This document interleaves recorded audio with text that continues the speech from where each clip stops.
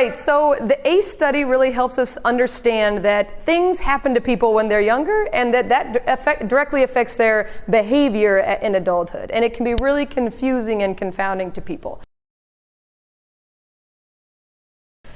What we see often are behaviors. I hate that word. I don't even want to use it right now in this video. However, that's what we see, and we create service plan after service plan just about behaviors. What we're seeing, though, is anger manifested.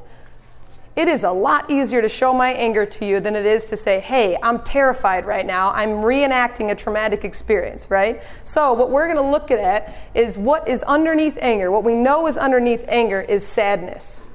Sadness is what buffers our anger, and then what is really underneath and at the root of things, which is fear.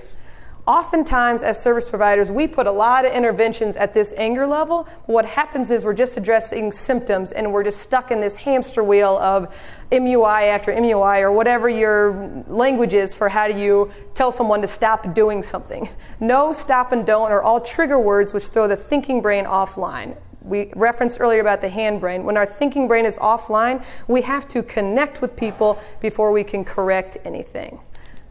What we want to do is put interventions at the fear level, because that's where the root of these problems are. If I am throwing things and spitting or cussing or angry at someone else, right?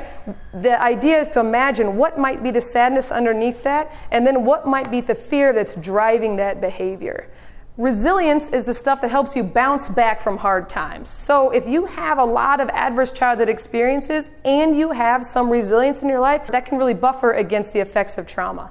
What we're going to do is look at how do we help people build resilience when they get into our care. And what we're first going to do is figure out how we can address the root of the problem, not just the symptom.